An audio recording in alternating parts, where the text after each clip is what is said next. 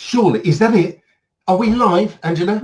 I'm not sure. Are we live? Have you got your script ready? No script. No script. No acting. No accents. No hats. Nothing. But I tell you what, I have been a little bit naughty. I did look up the word unscripted. Okay. Just to see if it would help with what we're going to talk about. And the dictionary definition was not helpful at all.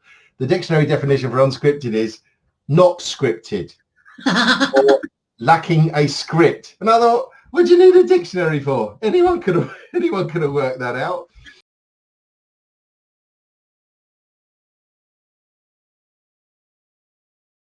So in case you haven't guessed it, that's Angela over there. She's Cripps.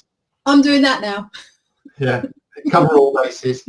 And we thought, okay, but look, we've had set topics that we've been talking about, and we're not sure if you know anything about us and how we met. So can you remember the year, Angela, that we met?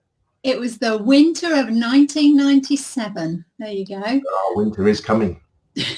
Don't start that. We came and went. And I do think it would be nice to share a little bit. One of the other reasons why I wanted to do it unscripted is this is my week off. I actually sort of didn't book any work in, and I thought, yeah, let's not do the work that we normally do, because we do put a few hours into this, don't we, to put it together and to find the topics. We both do. But this week it's like, right, okay, let's just free for all, because whenever we get together and whenever we start talking, we can always rattle on for so long anyway. That I thought, well, we don't even need that. I'm hoping you're pointing the wrong way, but I don't know. We never know. Can someone who's online tell us if we're pointing the wrong way, because we never get that right. Well, if Louise is here, she'll tell us. Louise will tell us, but Louise always comes on 5 minutes after it started. She's always like, I'm late, but then I can't moan. I do that for a lunchtime ones as well, so we'll do it from there. So winter of 97 then, you were already in the training team, weren't you, at Blue Arrow, and I was just joining. Yeah, when I was there was about 6 or 7 trainers, and the format when a new trainer joined was that, and this is when Angela joined like the others, they would come and watch other trainers deliver their training programs. They would obviously make their notes, and then they would deliver that training program, and then we would observe them and give them notes. So Angela watched me. Tell, show, do reviews. Look at that. So Angela watched me do, I think it might have been a 3 or 4 day course, induction course, can't remember how long it was now. 4 days.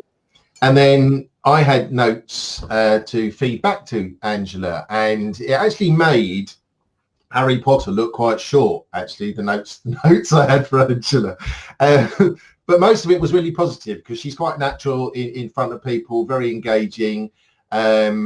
Totally winds me up that she always looks immaculate. But there is one piece of feedback that I definitely remember giving her, and that was, Angela, when you tell my jokes on your training course, don't, because they're not funny when you tell them. Right? Now, it could well be her delivery, or it could well be that I'm being a little bit deluded here, and they weren't actually very funny, and the delegates were just humouring me when I told them. It's more likely my delivery, definitely, because I wouldn't have said them if I didn't think they were funny. But you're right. I can't remember a joke. I can never remember a joke, so I'm a nightmare with that. So, yes, you were part of my induction programme. I'd been at Blue Arrow for 8 years at that point. So I'd done 4 as a consultant, 5 different desks, 4 as a manager. But my first interview, I said, have you got a training department? I want to be a trainer, because I've been a trainer in my previous job. And there we went. And that team got to 23 trainers. When we merged with a couple of other companies, it became CSG. It's now in Pelham, if you're wondering who we're talking about, guys. But 23 trainers in a company. It was amazing time. So I did really enjoy that. But I was living in Kent at the time. The day I got offered the job is the day I found out I was pregnant with my beautiful little girl who's sitting over there. Will be 22 in a month or so. So that shows you how long ago it was. And we used to travel. You were living near where you are now, aren't you? Not far. Well, yeah, I was Bexley Heath, which was 62 miles door to door to Hemel Hempstead, and you were Maidstone, I think. Yes, I was living in Amesford, which was 75 miles. So Angela and I used to car share, and I had to try and explain this to my wife at 6 o'clock in the morning. I'd take her up a cup of tea, give her a little peck on the cheek and say, right, I'm just off to work. I've got to meet this young lady at a hotel right by Dartford Bridge. It was, wasn't it? It was a hotel car park. And then we're going to drive up to work, and then in the evening we'll come back together, and I'll drop her off at the hotel again, and then I'll come home to you, darling. So we were the original car share. You know, forget about Peter Kay and Sean Gibson. It was us two.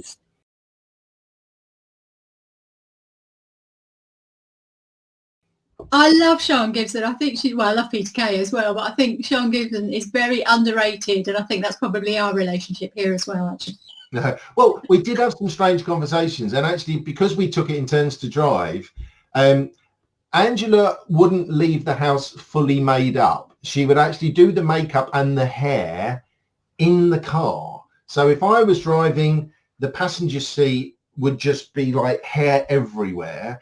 But when she was driving, if she was doing a mascara or lippy or hair, we're doing 70, 80 miles an hour, and I would be steering from the passenger. Oh, I'm not saying that part. Oh, okay.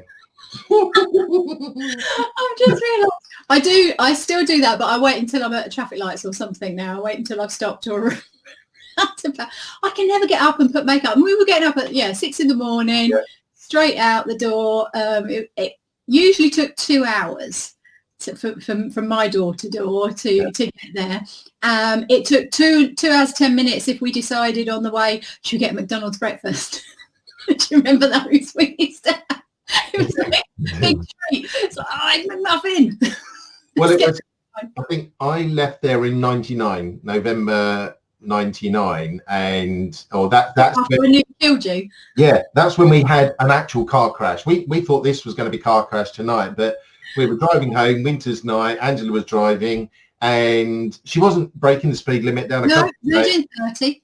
Car pulled out, full-on collision, airbags going off, this horrible dust everywhere, and, you know, whiplash, bashed my knees. I turned round to Angela and I said, are you okay? And she said, oh, I think I lost a nail.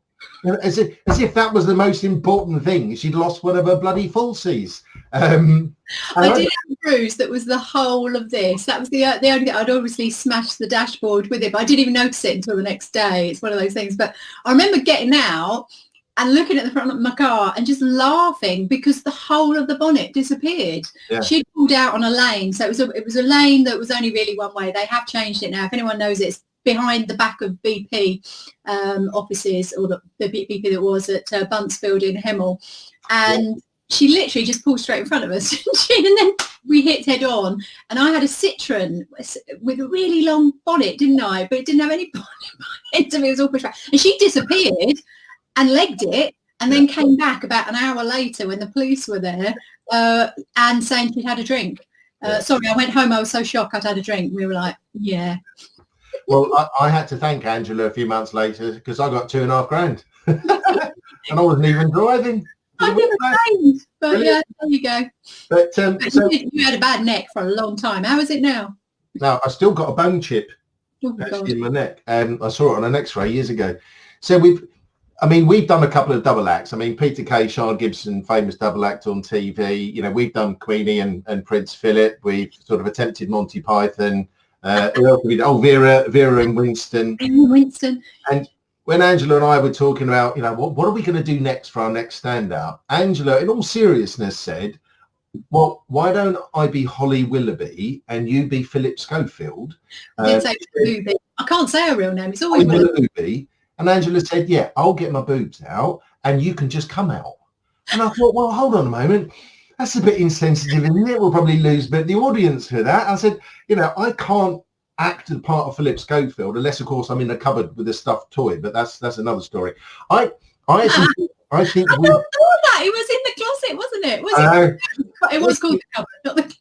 I think we'd be better as Eamon Holmes and Ruth Langsford.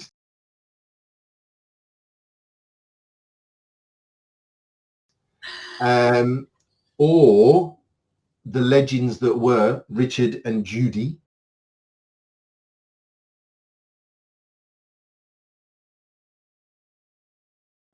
Oh, she got a bit of that as well. I know she did at the award ceremony. So we've obviously talked about double act and collaborations, and I think Angela mentioned before she's been giving us an update on Colonel Tom, soon to be So Major Tom, Colonel Tom, now Sir Tom. No, that's Sir Tom. Must admit, I was thinking it sounded really grand, and then I realised that Mix-a-Lot got it because he likes big butts. The Mix-a-Lot. Of course, you've got Sir Tom, who collaborated with the new Sir Tom. He collaborated with Michael Ball. But actually, could you think about this? The two Sir Toms getting together. Yes. Sir Tom Jones and Sir Tom Moore. However, and I have been a little bit naughty because I did a little bit of research on Tom Jones songs and how they might change them.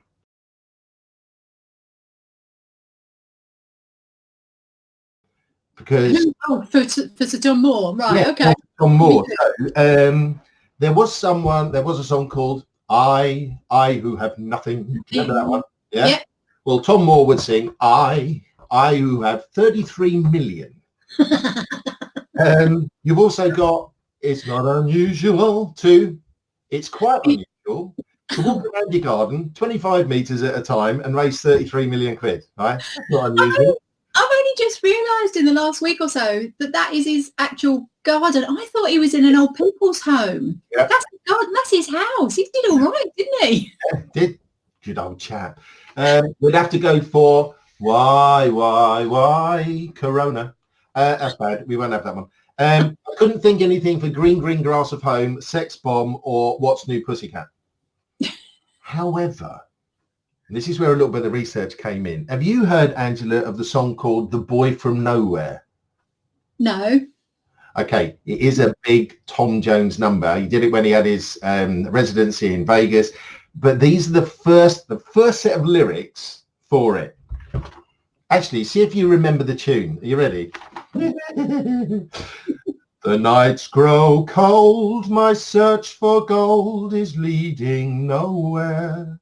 Whichever lonely road I take, it seems to go nowhere. So anyway, think about Colonel Tom. My search for gold is leading nowhere. It seems to go nowhere. It's a fight to survive. And how can I display what I'm worthy of? I mean, that first part of that song is pretty much written for him and his walk. Well, there you go. I think you should suggest that then. Yeah. So I think we should be really grateful for people like him. And I think we should be grateful for a load of other things, which Angela's going to talk about. Don't it? Just well, I must admit, the biggest thing I've been grateful for this week is the sunshine, yes. getting the sun out and getting some sun on my skin. And so as soon as I saw it was going to be hot, and especially Wednesday as well, that was it. Right, this week was going to be my non-work week, she says. So I think I've ended up doing something every day, bar Wednesday. I made sure Wednesday was totally clear because that was my day in the garden. So I've been transferring my baby frogs this week. I've been really grateful for them. Transferring my baby frogs every year. I make sure that I've got frog spawn. Ever since I was 6 or 7, I've always loved frog spawn, but I used to have them in my bedroom in a little pot. And then they would end up with, obviously they'd grow and they'd crawl out and we'd find them behind the cupboards as little skeletons like years later. These little frogs. So I did at 10, I dug a pond. And my dad had to go and get 7 barrow loads back from where I dumped all the earth because I dug too big. He put the pond in, he went boom, straight down. And then we just went and collected frog spawn wherever we could get it and brought it back and put it in the pond. So we ended up having 2 ponds, but one had to go when we put the conservatory in. And when we cleared that out, I think I must have been about 18 by that point. So we'd had about 8 years of frogs. There were 144 adult frogs in the bottom of that. Well, it was our old bath that we made into a rockery, pond and everything.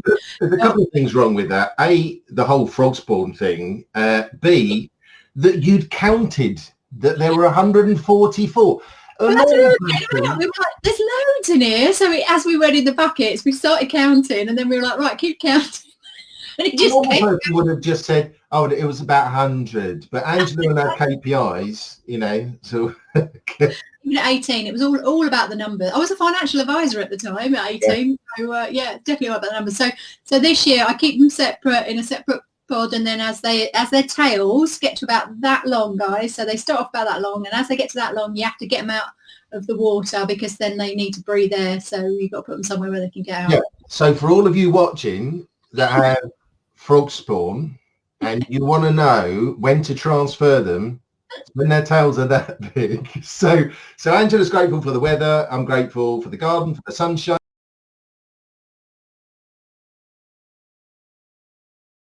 I'm actually grateful for family and friends, online quizzes,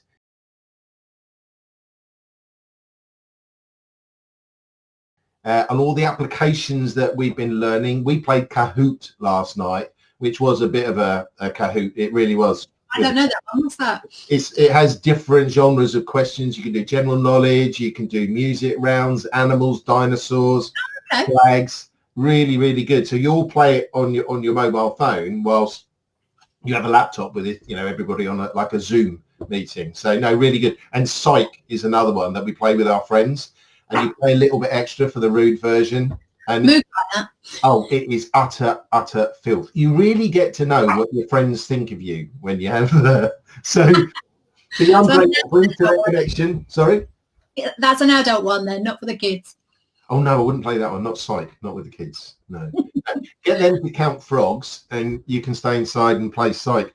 And I know one thing that Angela is grateful for, and that's online shopping, because when we have our pre-meetings on Zoom or wherever, we might be on the call for half an hour, and I guarantee in that time she'll take about 3 deliveries.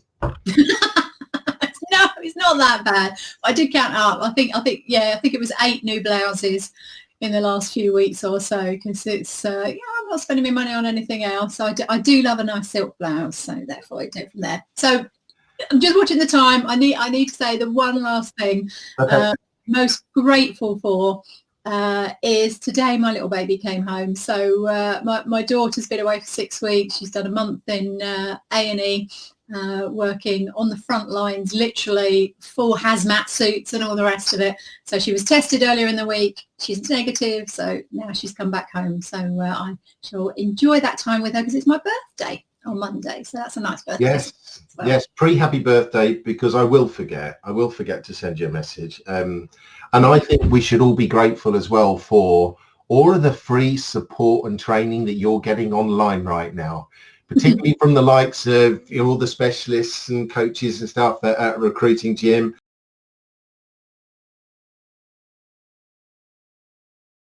Alex works really hard every single morning doing his stand-up, well done him. And I think I'm also grateful for the Disney Channel, because we've got our granddaughters here at the moment, and oh my God, thank God for the Disney Channel. But do you know there is something really interesting about the Disney Channel and the Chinese, right? I reckon the Disney Channel knew something about the coronavirus, because the Disney Channel was launched in March of this year. The first case of coronavirus in the UK was in February. And did you know that they don't have the Disney Channel in China? Yeah. Okay, where's the link? They're in cahoots. It's all about the money.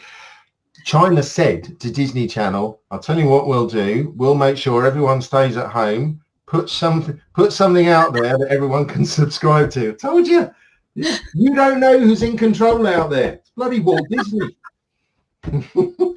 Oh, we'd got away with it. We'd got through 16 minutes without any controversy, really. Bloody Chinese. In his room cupboard. Anyway, we say goodbye then. I think it's probably time to say goodbye. So, yes, thank you for my week off, my unscripted.